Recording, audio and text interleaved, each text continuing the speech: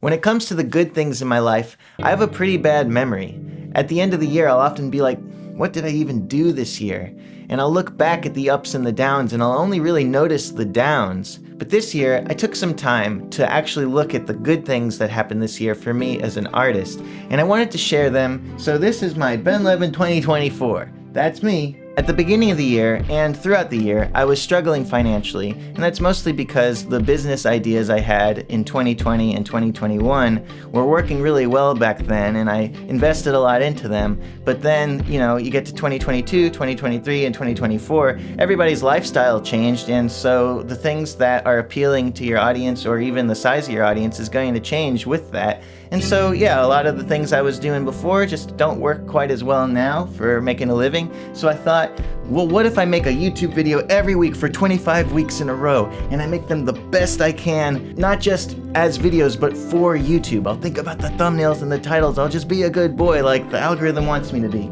And you've heard it a million times, YouTubers talking about how it's hard to deal with that. But I was like, I'm gonna be a good sport. I'm gonna give it my full energy. And there were some big successes from that and some things that were just kind of disappointments in terms of how that actually impacted my career.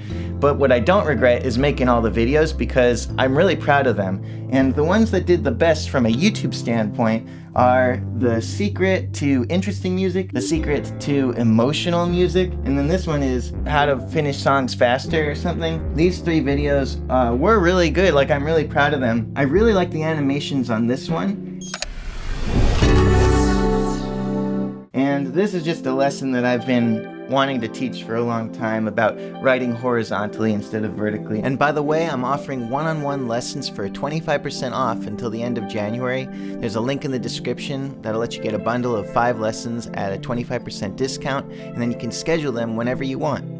The thing is, I'm really proud of these videos. I think they're super helpful. I think they did well on YouTube for good reasons. I think what people really appreciated about them was the nice presentation and the flow, and it wasn't necessarily that it was hyper engaging the whole time. I think it was actually meaningful and useful information. But my top 3 favorite videos, the ones that I feel the most artistically excited about having made, were this bass 6 video where I talked about how my dream band arrangement would be bass 6, and drums. This video is one of the most meaningful, impactful videos I've ever made because it led me to write an entire album of music with this arrangement, and it was an album I put out this year that I'll talk about in a little bit. But it also resulted in me having a band again because this is an arrangement. It's just 3 people. It's a trio, so it's easy to get rehearsals to happen. It's easy to move around in a van and play the songs. So I actually got to play shows with this music,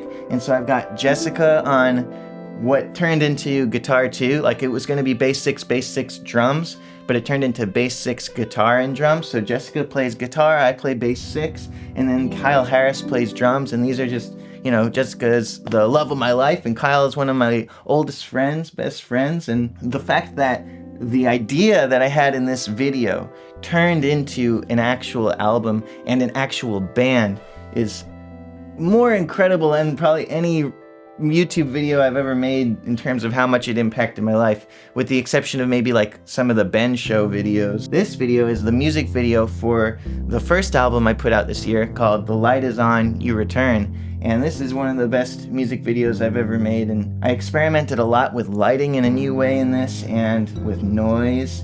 And I ended up with some really evocative themes that I am super proud of. And this third video is maybe the most creative YouTube video I've made in a long time, where the premise was I was going to learn RPG Maker, which is a game engine that you can use to make Japanese style RPGs like Final Fantasy pretty easily.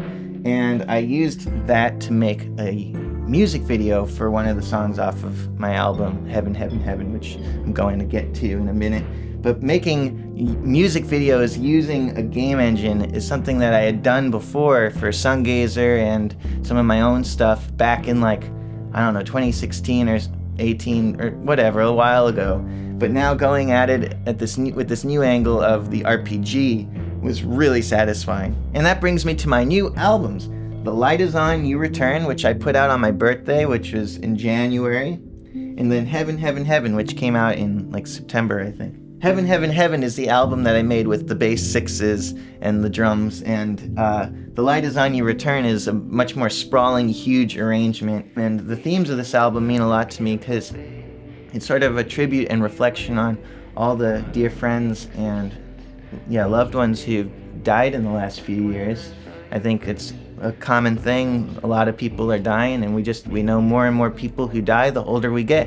It's just how it's going to be, and it's very hard. These are some of the biggest artistic achievements from the year that I'm really proud of. One is that I started painting again, and I was feeling like really in a rut creatively because I'd been focusing so much on improving my financial situation and making YouTube videos forever. And after I made those 25 YouTube videos, I was pretty burnt out. And I was thinking, all right, if I had a day off, what would I want to do? Like, what activities do I really want to be doing that I've been too tired or burnt out to do? And the first thing that came to mind was painting. I wanted to do more painting with acrylics. The second thing that came to mind was I wanted to start writing like poems and stuff. So I started painting acrylic paintings that were turning out pretty gnarly. And then I started writing these horror stories, these really short kind of half poem, half prose horror stories. And I made this series Caretaken by taking my paintings and my poems and bringing them into Blender and animating them and putting some music under them.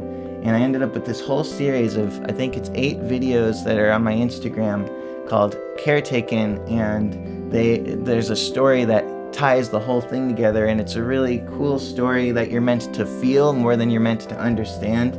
And I just love how it turned out. And then one of them was featured in a film festival in Toronto, which was really wild. Like, one of my Instagram posts was appreciated in that way. And to me, they're not just Instagram posts. Instagram is just the place where I share them, but to me that's like, my art. And then all the music I did with modular synth, which I had never really attempted to use before this year. But another big thing is I started a podcast called Mole Music with my friends Hugo Moreau and my wife, Justice Cow, who's also my friend. And on this podcast, we talk through a lot of our struggles and things that are exciting us with regards to being underground musicians. And the idea of mole music is we're underground musicians digging through the dirt trying to find the light. And the funny thing is, like, there is no light. You're always digging, and you gotta just learn to enjoy the process of digging. And I think we kind of really find that by coming together and talking to each other at length and honestly about all these different topics that the episodes are about. Anything from morning routines to failed routines to feeling like your music sucks.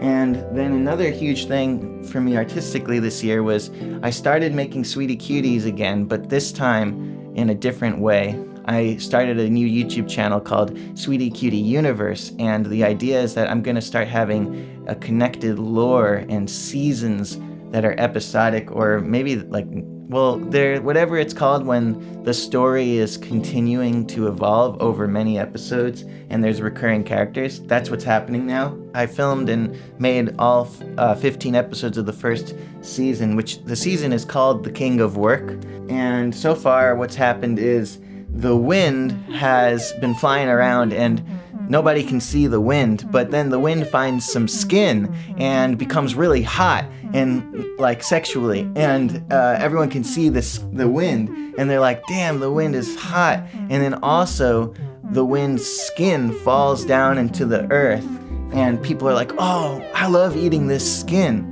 And so a bunch of sweeties and cuties start living off of the skin and bringing it home to their families. And Cloud Mommy is one of them, and she takes the skin of the wind home. But the thing about the wind is it's unreliable. It blows this way and then it blows that way, and it disappears, and there's no more skin. So Cloud Mommy has to go to this mall to get food, and we'll see what happens next. But making these 2 series that are really just artistic in nature and not really tied to any sort of monetization yet, at least, has been just really good for my soul. Another really cool thing that happened this year was I played Hellfest, which is like the biggest metal festival in all of Europe. I played it with Einar Solberg and his band. He's a really good friend and one of the most wonderful singers and composers I know, just someone whose music just really shakes the earth. I love playing in his band, and we got to play at Hellfest, which was just an enormous show. And I just feel so lucky that I still get to do shows like that, even though I'm not in the touring business anymore. Also this year I got to do Ricky Rainbowbeard's show, which is a really cool kids show that's live, and all these children are having such a great time while Ricky is doing really interesting different sketches and showing videos, and each show has a different theme. And so I was on a show that was themed noise. It was the noise show, and so we talked about noise, and they showed one of my Sweetie Cutie videos, which is about flushing the toilet over and over again so that you don't hear the noise of your parents fighting. And just like Adventure Time and Pee-wee's Playhouse, it's very entertaining for the adults in the room as well. The last thing I want to talk about is this idea of the void, which is the thing I was talking about at the beginning of the video, about how even though all this great stuff has happened, I still don't really remember it as one big great thing, one big bundle of joy. I actually kind of forget it and focus on the bad stuff or the worries. And I think that on the one hand, that's a problem with me, you know, it's part of how the way I think about things. But on the other hand, I think it's a very real feeling of the systemic insecurity that a lot of people feel because, you know, in the United States specifically, you know, we don't feel safe, like we're going to get good health care and like society's going to have our back as we get older. It's hard to imagine having a child. It's hard to imagine being secure the way that things go. Even if you have money, you could lose it if you just get a bad tooth problem or something and you don't have the right dental insurance for it. So